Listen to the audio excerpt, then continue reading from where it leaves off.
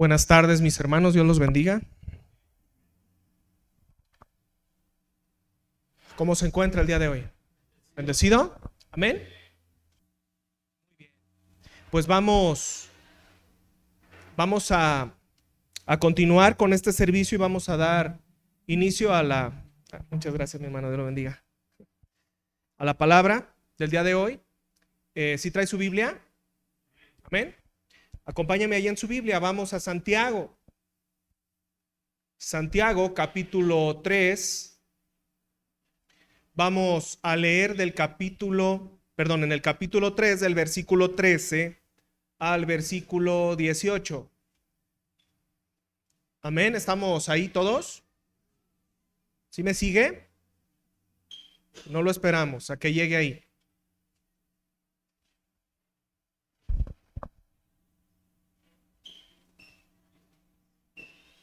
Amén, ¿ya estamos?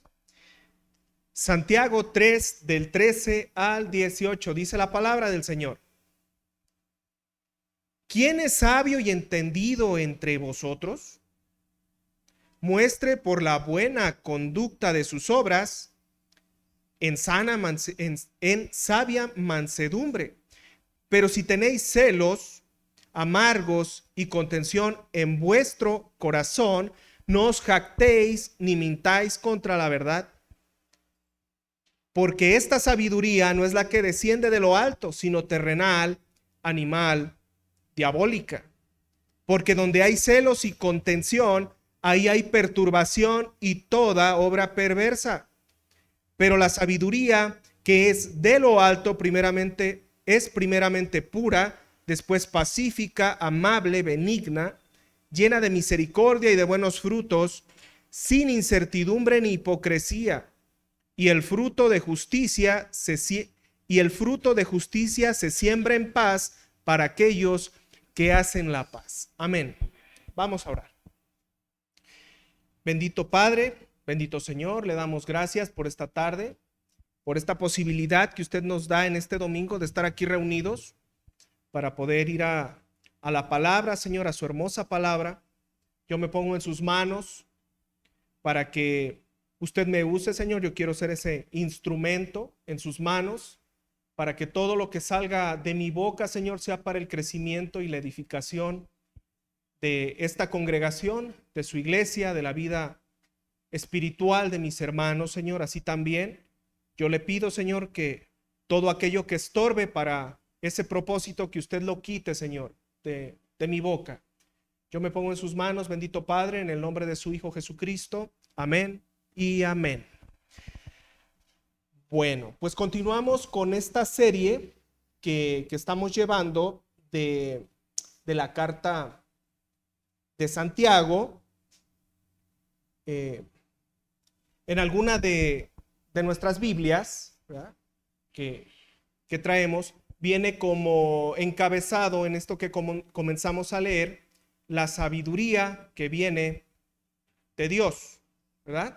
Bien podríamos titular la prédica del día de hoy de esa manera, la sabiduría que viene de Dios, pero yo he decidido darle otro título a modo de pregunta.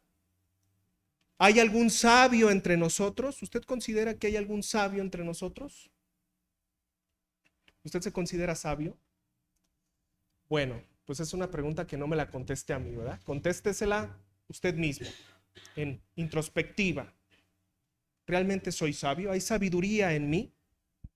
Bueno, pues primero que nada hay que diferenciar, ¿verdad?, que no es lo mismo sabiduría que conocimiento humano, ¿verdad? Porque muchas veces, sobre todo allá afuera, tiende a confundirse el término sabiduría y aplicársele a cualquier persona que tiene cierto conocimiento, ¿verdad? Y se lo aplican, por ejemplo, a los médicos. Es que ese médico tiene mucha sabiduría, ¿verdad?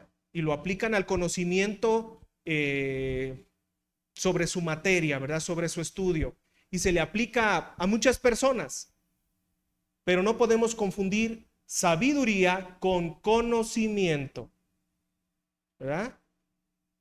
Pero aquí hay algo bien interesante, ¿verdad? Y como el encabezado lo dice, la sabiduría que viene de Dios, porque hay otro tipo de sabiduría que es mal llamada sabiduría.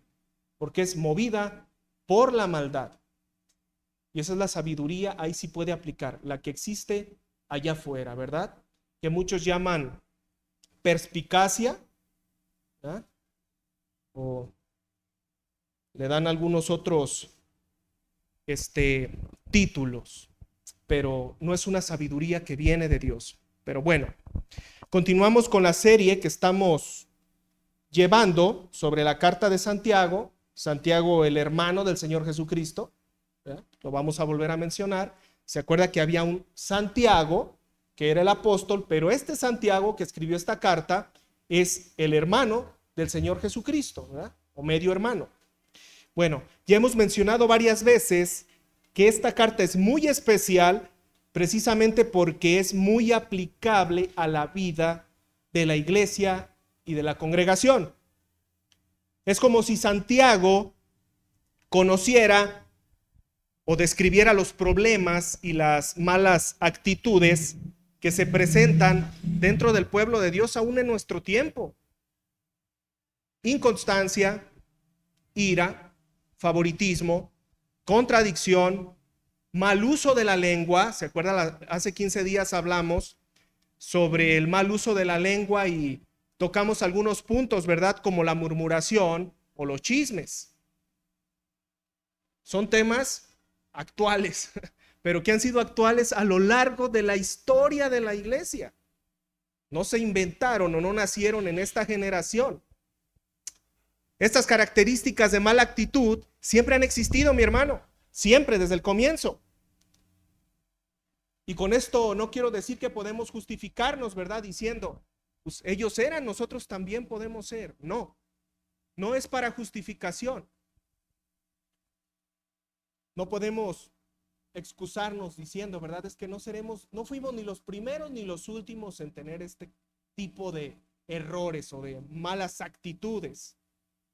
No, no es para eso, ¿verdad? Es para que tomemos conciencia y reconozcamos en qué nos estamos equivocando, en qué nos hemos estado equivocando durante un lapso de largo tiempo.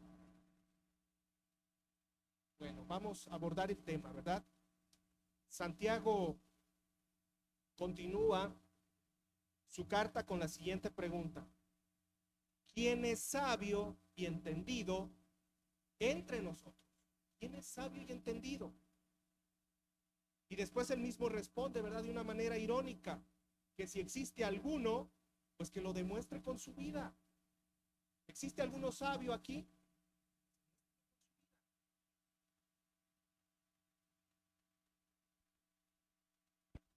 ¿No se escucha? Ahora sí, el cable, ¿verdad? Que lo demuestre con su vida, manifestándolo con sus obras, en sabia mansedumbre. Esto significa haciendo lo que Dios manda, porque esa es la verdadera sabiduría. Vamos al Salmo 111, capítulo 111, versículo 10. Acompáñeme.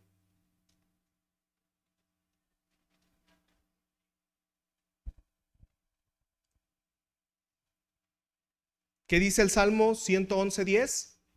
El principio de la sabiduría es el temor de Jehová.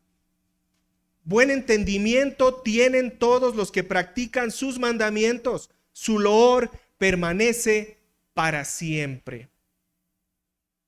Vamos a tocar un poquito el contexto del momento en que esta carta se escribió, sin adentrarnos mucho en historia, ¿verdad? Porque no venimos aquí a aprender de historia bíblica. Nos llevaríamos un estudio en hacerlo. Pero bueno, vamos a tocar un poquito el contexto de esta carta. Mire, gran parte de las personas que conformaron el principio de la iglesia, después de la crucifixión del Señor y del inicio de la predicación, bueno, gran parte de esas personas venían del judaísmo, pero también habían griegos, habían gente con educación helénica. Y tanto unos como otros eran gentes orgullosas que se sentían orgullosos de lo que sabían, de lo que conocían, de lo que practicaban. Los cristianos de origen judío, aunque habían aceptado al Señor, preservaban algunas costumbres judías y también un orgullo nacionalista. Podían llegar a sentirse más merecedores o con una conexión más directa con Jesucristo. Y por el otro lado, ¿verdad?, estaban los creyentes de origen griego o helenístico que seguían impregnados del conocimiento secular heredado por los filósofos griegos. Y estos podían llegar a sentirse más inteligentes y ser jactanciosos y ser soberbios. Existía una discusión interna sobre el tema de la sabiduría. ¿Quién era más sabio? Unos lo asociaban con la religión y otros lo asociaban con el conocimiento. Y esto generaba un ambiente lleno de intrigas, de celos, de chismes, de hipocresía y también de pleitos. Parece curioso, ¿verdad? Pero en la actualidad, con el surgimiento de algunas corrientes, este tema parece resurgir. Por un lado, ¿verdad?, tenemos a los judaizantes que creen que es más sabio acercarse de nuevo a la ley o buscar la ley.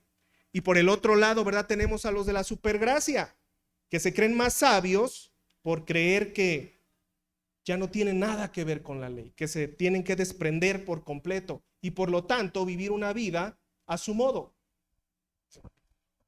Como la gracia me liberó, ahora puedo hacer con mi vida lo que yo quiero, ¿verdad? Y por un lado tenemos, es como un péndulo, por un lado tenemos al judaizante y por el otro lado tenemos al de la supergracia. Y cada uno es más sabio en su propia opinión, ¿verdad? Y desprecia la opinión del otro. Es como si se reviviera, ¿verdad?, en cierto modo, esta situación. Pero bueno, vamos a regresar allá a Santiago 3 del 14 al 15. Acompáñenme.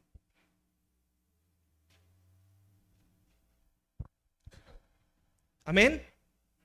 Dice la palabra: pero si tenéis celos amargos y contención en vuestro corazón, no os jactéis ni mintáis contra la verdad, porque esta sabiduría no es la que desciende de lo alto, sino terrenal, animal, diabólica. Fíjese qué términos utiliza Santiago para referirse.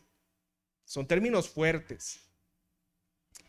Santiago también detectó otro problema, este problema entre los ancianos, a los cuales también iba dirigida esta carta. Y es que estos estaban viviendo en una constante competencia por ver quién podía hacer mejores obras. Pero más que por agradar a Dios, era por opacar al de enfrente, por opacar al que estaba al otro lado, por superar lo que el otro había hecho. Su propósito, más que agradar a Dios, era vestirse a sí mismos de benevolencia. Algo así, ¿verdad?, como los políticos. ¿Se ha fijado? Y ya lo hemos mencionado. ¿Cuál es la actitud de los políticos? Fíjese, siempre en tiempo de campañas están en una competencia constante por demostrar quién da más. Y si uno da una pelota chiquita, luego sale por ahí en las redes sociales otro que da una pelota más grande. Y si uno da una despensa, el otro da otra despensa más grande. Inclusive se ha puesto de moda, si se fija, que se van y se meten hasta el lodo. Se meten y andan allá casi nadando en los charcos por demostrar su benevolencia. ¿Pero por qué lo hacen? No lo hacen porque realmente nazca de ellos, porque esté en su corazón el hacer buenas obras. Lo hacen con un propósito: opacar al otro, demostrar que ellos son más buenos, con un motivo mezquino, porque eso que te dan después te lo cobrarán. Entonces, una actitud semejante se veía reflejada en ese tiempo. Era una competencia por ver quién era más bueno, ¿verdad? Y por un lado teníamos ahí al judío y después salía por ahí el helenista. Era una competencia constante entre ellos por demostrar a los demás quiénes eran. Bueno, hacia ellos también va dirigida esta carta. La competencia dentro de la iglesia por los temas de la bondad, de la bendición o de la sana doctrina no es algo nuevo, mi hermano. no es algo nuevo. Existe desde el principio. Y es común, ¿verdad?, escuchar a personas con ínfulas, ¿verdad?, diciendo, aquí sí hacemos campañas evangelísticas, aquí sí se hacen. No sé si le ha tocado ver. U otros que dicen, ¿verdad?, es que aquí sí se habla la sana doctrina. Aquí sí se predica bien. Y es más una actitud de soberbia, ¿verdad?, y de señalamiento al otro. Es que aquí sí se hace lo correcto. Aquí sí regalamos, aquí sí damos. Aquí sí se manifiesta el Espíritu de Dios. Declaraciones tremendas, más dignas, ¿verdad?, del político de afuera que del creyente de adentro de la iglesia. La sana doctrina no es solo la que se predica con la boca, mi hermano. Es la que se justifica con nuestros actos, la que se justifica con nuestras vidas. Esa es la sana doctrina. Más adelante, ¿verdad?, Santiago va a hablar también sobre la hipocresía. Vamos ahí de nuevo, Santiago 3:14. Dice la palabra: pero si tenéis celos amargos y contención en vuestro corazón, no os jactéis ni mintáis contra la verdad. Se lo voy a leer en la traducción al lenguaje actual. Yo sé que la mayoría de los que estamos aquí traemos una Reina Valera, pero se lo voy a leer en la TLA, que es traducción al lenguaje actual. Y dice así la palabra: pero si ustedes lo hacen todo por envidia o por celos, vivirán tristes y amargados, no tendrán nada de qué sentirse orgullosos y faltarán a la verdad. ¿Se fija qué claro lo dice? ¿Por qué hacían las cosas? Por envidia, por celos. Eso era lo que los movía.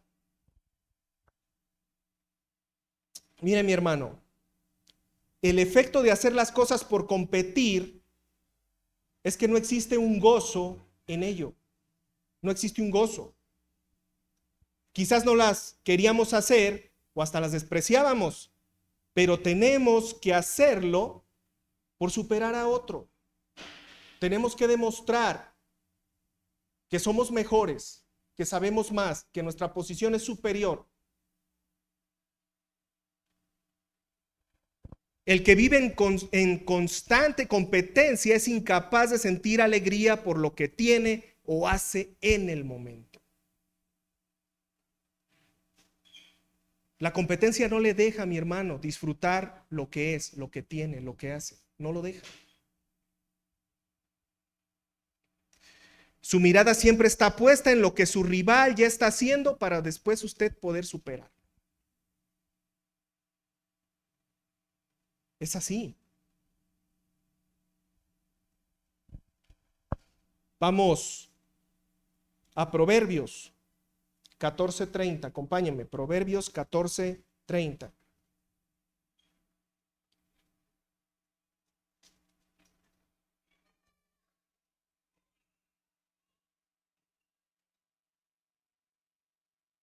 Amén. Proverbios 14:30, ¿ya me sigue? Dice la palabra, allá en Proverbios 14:30. El corazón apacible es vida de la carne, mas la envidia es carcoma de los huesos. La envidia es carcoma de los huesos. ¿Quién ha sentido envidia aquí? Aparte de mí. Soy el único que alguna vez ha sentido. Ya alguien levantó la mano. Yo creo que todos, ¿no? ¿O hay alguno aquí que se ha cortado distinto? La envidia es un sentimiento más común de lo que pensábamos, mi hermano.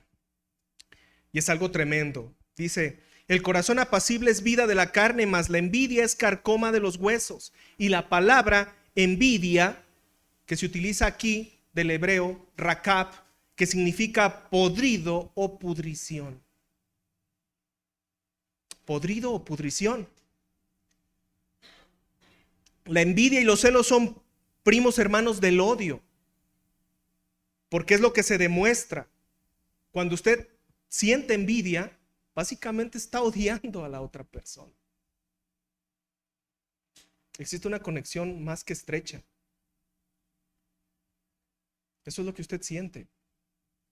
Y eso duele, ¿verdad? Porque si le digo que quién más aparte de mí ha sentido envidia, esto es un señalamiento tremendo.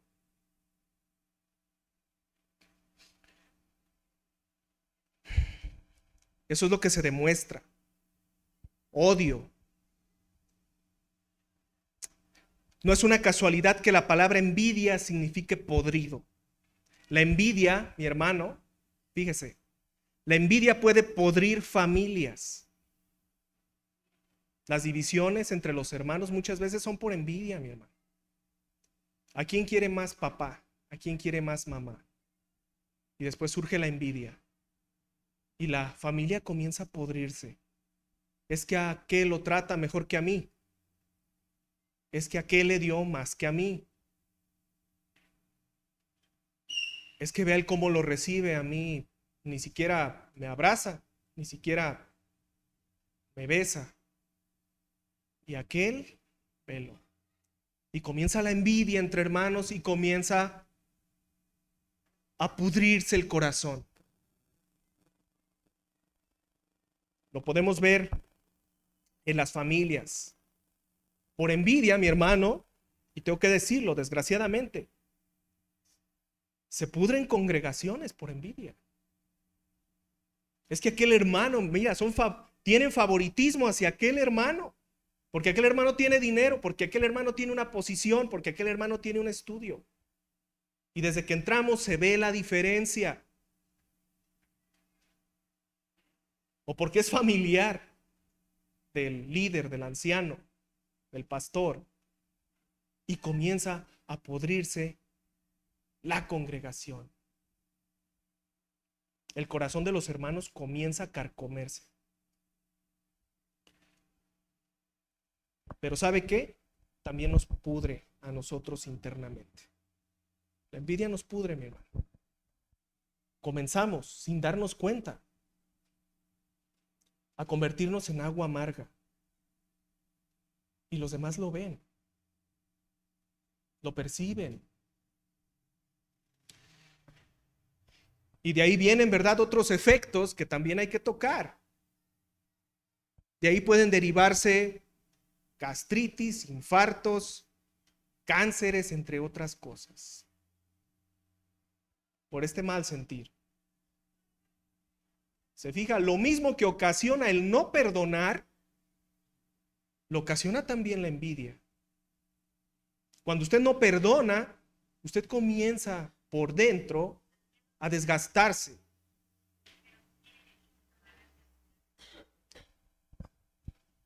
Yo no sé si usted ha sabido, ¿verdad? Pero muchas veces cuando una persona, y se lo digo de primera mano, cuando va uno con el doctor por problemas gastrointestinales, parte de lo que dicen es, ya relájate. Y muchos van más allá y te dicen, no, si tienes algo contra alguien, ya suéltalo. Pues la envidia es parte de tener algo contra alguien también. Y te consume y te carcome. Y te desgasta día a día, te marchita.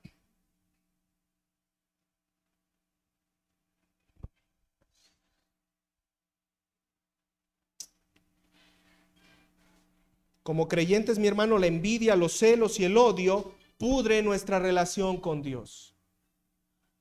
La pudren, la marchitan. Usted no puede estar bien delante del Señor, no puede sentirse tranquilo cuando tiene ese sentir. Y es difícil, mi hermano, es complicado.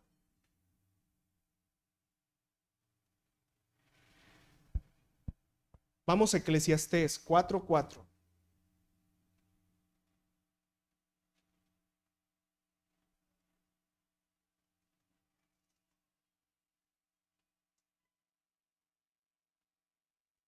Amén. Eclesiastés 4:4, ¿ya me sigue?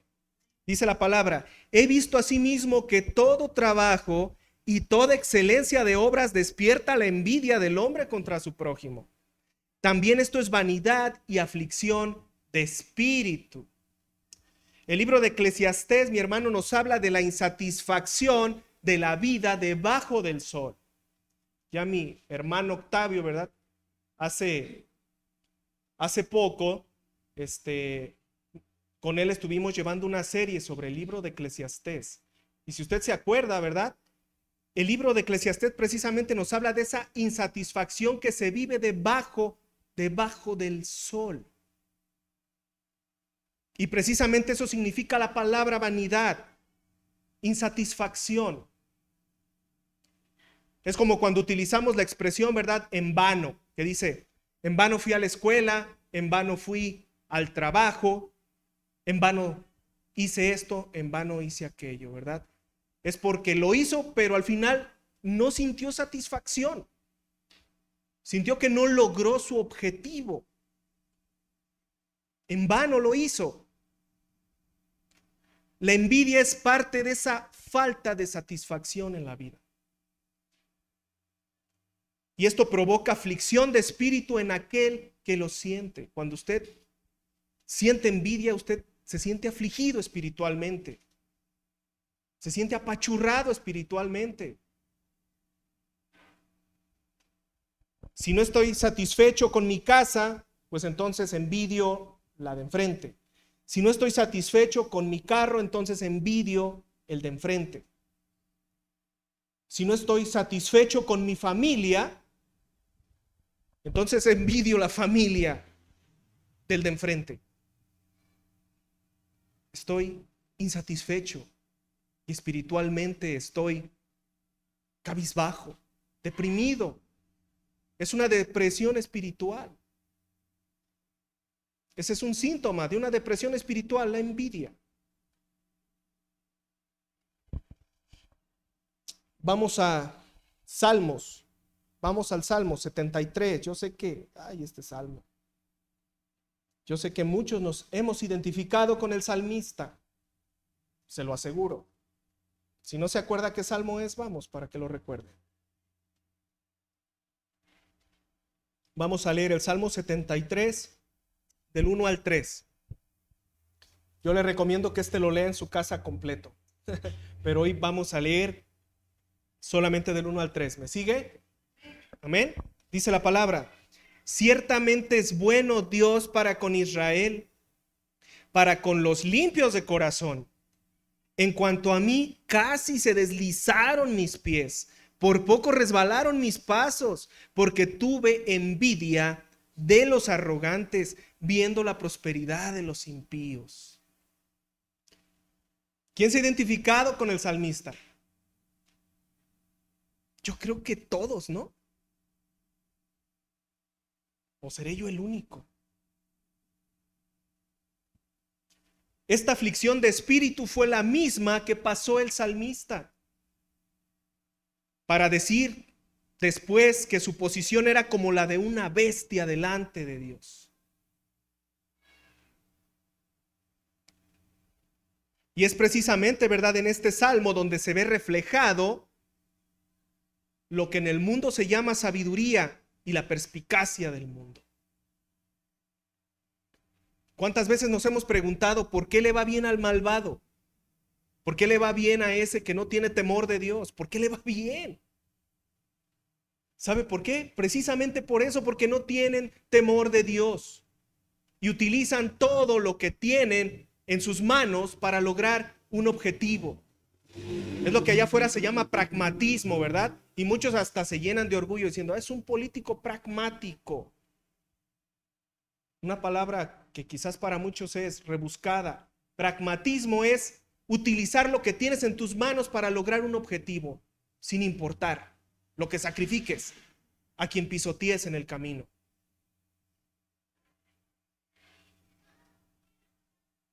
Y muchas veces decimos, ¿por qué le va bien? ¿Por qué? Porque no tiene temor de Dios, es capaz de utilizar cualquier cosa para llegar a ese punto. Y afuera lo llaman sabiduría. Es que es bien sabio, es malvado, engaña a gente, pisotea a gente. Como los mecánicos, ¿verdad? Vas y para todo es la computadora. Es una bujía y es la computadora. Es que se le descompuso el tornillo que va hasta el final y le cuesta carísimo. Y usted se va, se lo deja y en 15 minutos ya se lo quitó. Se lo cambió. Y dice, es que yo tengo el conocimiento. Es por eso. Y muchas veces decimos, ¿por qué les va bien? Y el salmista lo reconoce. A punto estuve de caer viendo cómo prosperaban. Y al final dice, ¿verdad? Cuando entendí era yo como una bestia delante de Dios. Cuando entendí el final de ellos y mi final. ¿Cuántas veces nos hemos sentido como bestias, mi hermano? Cuando después de sentir eso, el Señor nos jala las orejas y estamos ahí en lo íntimo y nos dice, conoces su final y conoces el tuyo. ¿Le envidias eso? Pero no le envidias su final.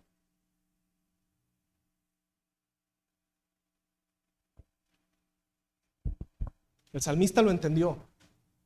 Y es por eso que le digo, en su casa vaya este salmo. Yo sé que se va a sentir identificado y va a entender muchas cosas.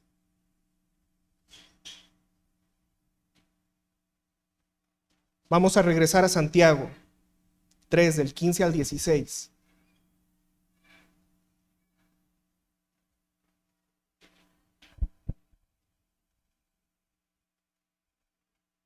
Amén.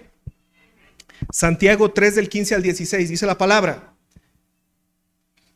porque esta sabiduría no es la que desciende de lo alto, sino terrenal, animal, diabólica. Porque donde hay celos y contención, ahí hay perturbación y toda obra perversa. Mi hermano, una iglesia que está llena de envidia es una iglesia donde el Señor, permítame que se lo diga, pero donde el Señor no puede estar presente. Una iglesia llena de contención es una iglesia donde hay que realmente preguntarnos si está la presencia de Dios.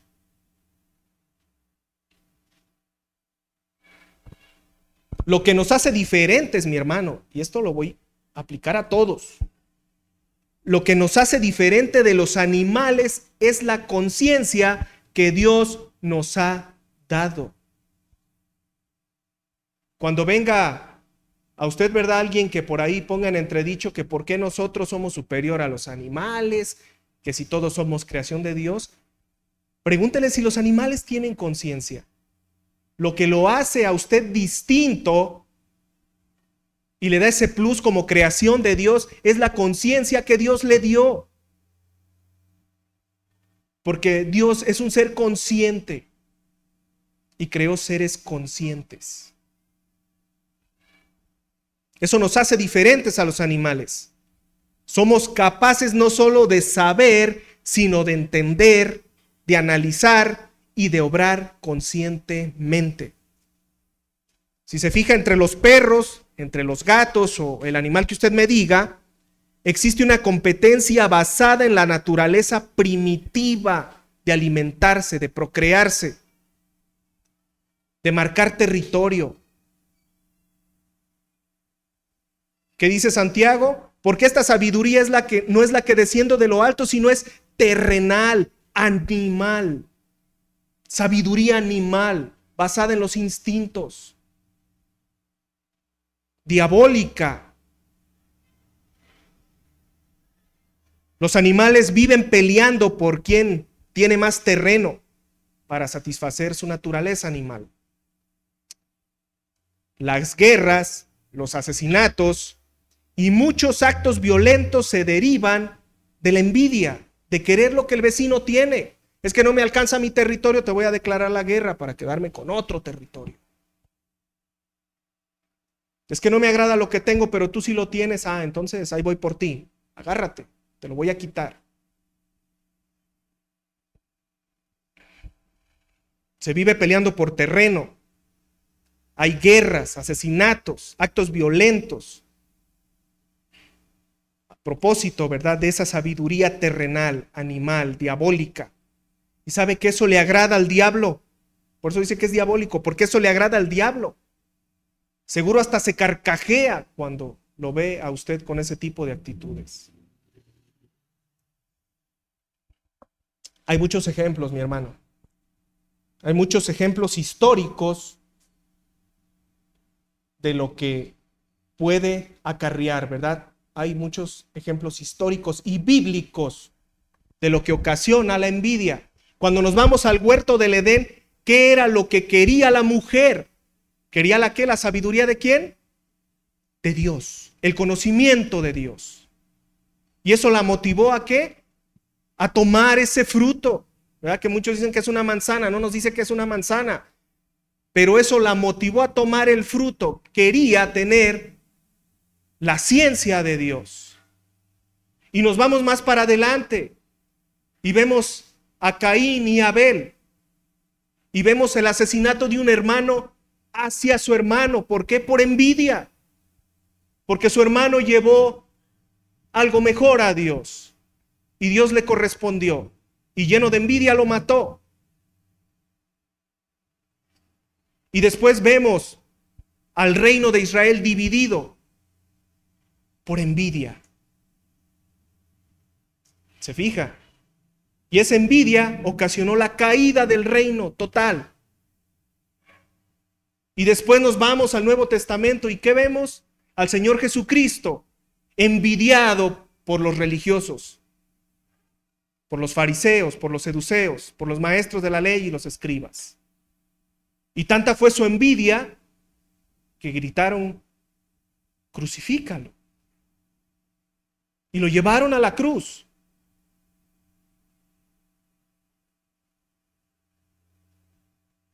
Y después seguimos mirando ejemplos de envidia hacia los hombres de Dios. Entonces, ¿se fija? Ese es un sentimiento corrosivo, mi hermano, corrosivo. Y que el Señor nos ayude a quitarnos ese sentir. Porque nosotros no tenemos, mi hermano, y me duele, porque muchas veces hemos caído en la posición del salmista, porque ese malvado, y yo lo he dicho muchas veces, ese golpea a su madre, a su padre, ese roba, ese hurta, es drogadicto, y vive tranquilamente, velo cómo pasa navegando. Y caemos en la posición del salmista. Pero luego el Señor nos vuelve a hablar, ¿verdad? Tú conoces su final y conoces tu final. Entonces, dime si vale la pena que lo envidies.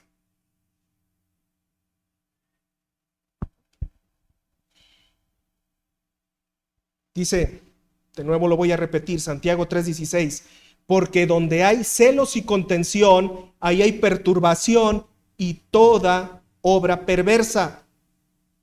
Hay dos palabras aquí muy particulares, dos vocablos.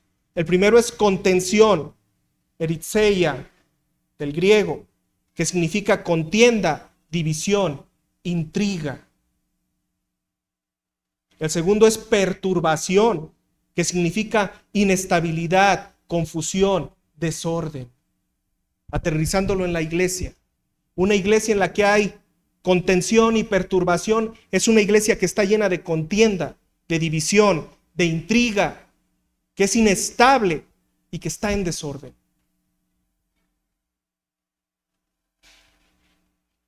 ¿Por qué existe, mi hermano, la contienda? No solamente dentro de la congregación, sino entre congregaciones. Como si fuéramos pandilleros. ¿Sabes que la pandilla de aquel y mi pandilla? Y existe una división, ¿verdad? Y luego se adoctrina a los hermanos a despreciar a los hermanos de allá. Y no los saludes. No, es más, ni lo veas. No lo llames hermano. No es tu hermano. Porque como aquí tenemos la sana doctrina, aquí sí somos hermanos. Él no es. Y se comienza a pudrir el corazón de los hermanos hacia los otros hermanos. Es algo triste, pero créame lo que es algo real. Es que ya traen otra corriente, ellos son apostólicos, o son bautistas, o son pentecostales, o ya los que son más sofisticados, es que ya son arminianos o calvinistas. Entonces, no los llames hermanos. Y todo eso viene ¿desde dónde? Desde el púlpito. Desde el púlpito, mi hermano, el corazón de los miembros de la congregación se envenena desde el púlpito. Y se crean divisiones y envidias y rencores y desorden dentro de la iglesia de Dios. Porque no es la iglesia del hermano que se para a predicar, no es la iglesia del anciano, del pastor o del líder, no es su iglesia, es la iglesia de Dios. Y no son sus ovejas, porque muchas veces decimos que son mis ovejas. No, no te equivoques, no seas soberbio. Son las ovejas del Señor. Tú solamente estás puesto ahí, si lo quieres ver, con un cargo que es cuidar de esas ovejas. No son tuyas. No las envenenes. Dios te va a llamar a cuentas. Y vas a tener que dar respuesta sobre eso que estás haciendo. ¿Te estás enseñoreando de tu congregación? ¿Te estás enseñoreando? ¿Crees que son tuyas? Es que porque yo soy elocuente y por eso vinieron. No te equivoques. No es porque tú prediques bonito, es porque el Señor las trajo.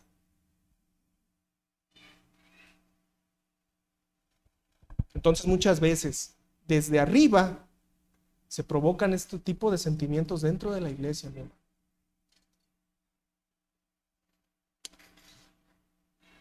Continúa la palabra y en Santiago 3 del 17 al 18.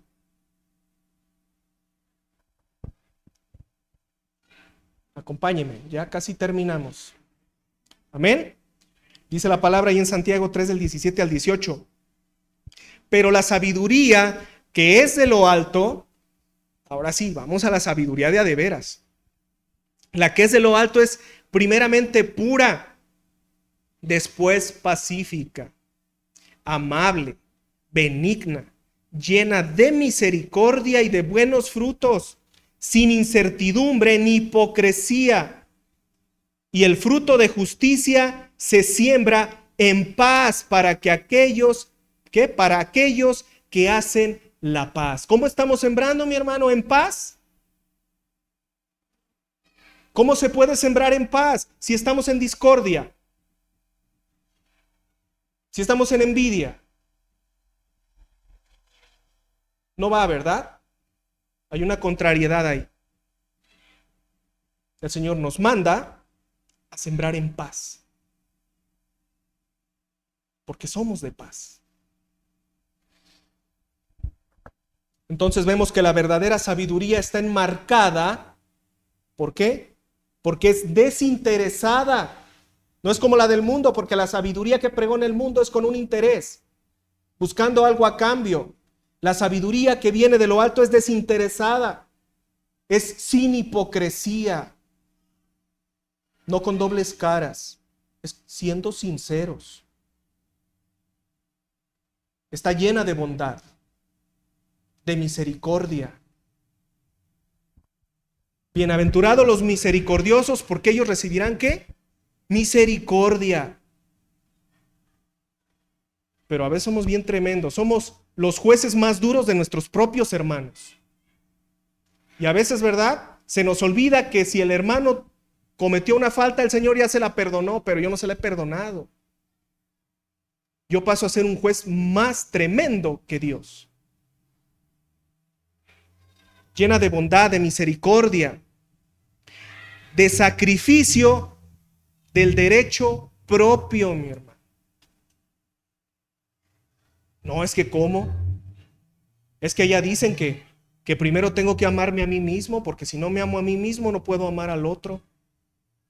Ay, es que como yo no me amo, o es que primero tengo que ver por mí, por lo que me agrada. Y se te olvida, ¿verdad? Que el Señor nos pide sacrificar nuestro propio derecho.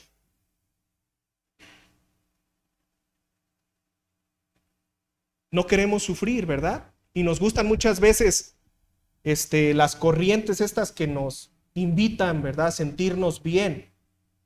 Y se nos olvida el sacrificio del Señor en la cruz, el cual hoy vamos a recordar, que fue doloroso, en el cual el Señor tuvo que desprenderse del Padre y fue lo más doloroso que Él pasó. Pero yo no quiero sufrir. Y nos gusta recordar, ¿verdad?, que el Señor murió por mis afrentas, pero a mí no se me olvida que el hermano no me saludó. No se me olvida, ¿verdad?, lo que me hizo, que me maltrató. Y yo soy como Napoleón, ¿verdad? Perdono, pero no olvido caras. Entonces, la verdadera sabiduría nos llama al sacrificio del derecho propio. Y para finalizar, nos llama a la oposición al conflicto. Oponte al conflicto, aléjate del conflicto. Pero parece que nos gusta andar buscando conflictos. Es como el meme ¿verdad?, en el que dice, está todo muy tranquilo, deja ver a quién le doy en la torre. Y amanecemos, como que el hermano yo lo veo muy sereno, deja ver cómo lo hago desatinar. Y parece que andamos buscando conflicto. Está compuesto, entonces lo voy a descomponer.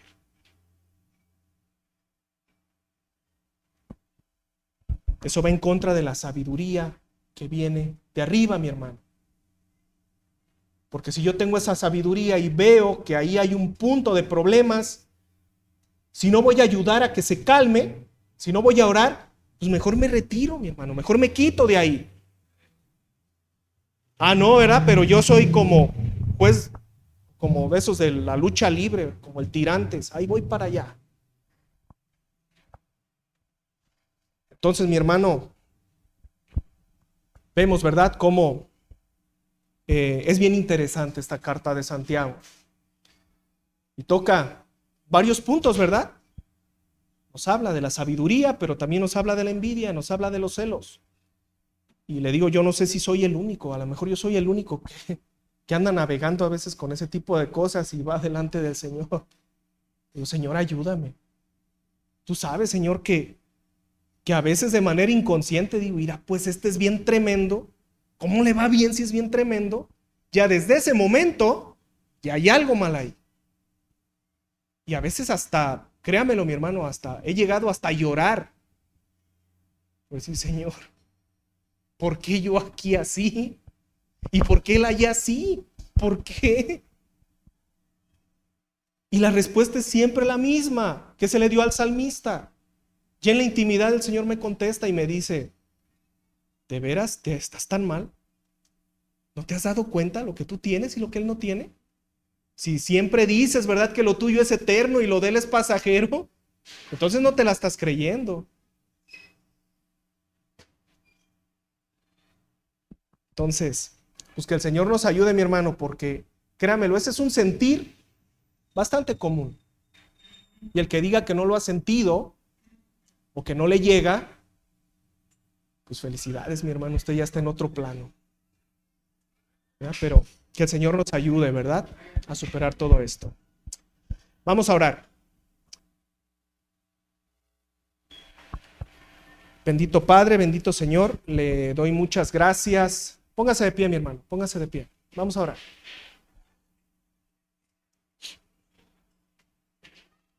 Bendito Padre, bendito Señor, yo le doy gracias por su palabra, le doy gracias, Señor, por esa manera tan hermosa, Señor, de confrontarnos, de confrontar nuestras vidas,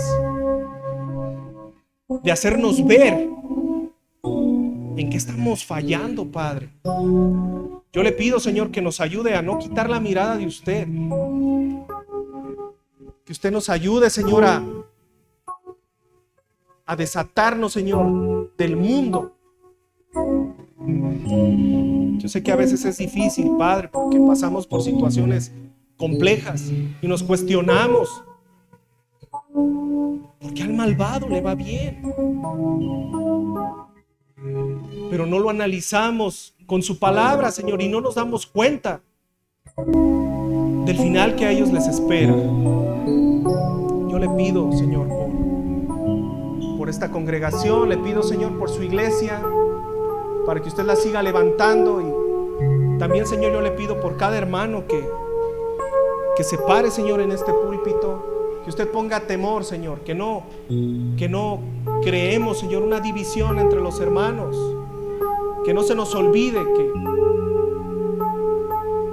que las ovejas no son nuestras, son suyas, Señor. Yo se lo pido, bendito y eterno Padre, y le doy muchas gracias por este privilegio que usted me da de predicar su palabra, Señor, reconociendo mi posición, reconociendo, Señor, que me falta mucho, bendito Padre, que me falta mucho, pero que soy esa obra en proceso y que usted, Señor, cada día me va moldeando. Gracias, Padre, en el nombre de su Hijo Jesucristo. Amén y amén. Amén. Dios les bendiga, mis hermanos. Buena tarde.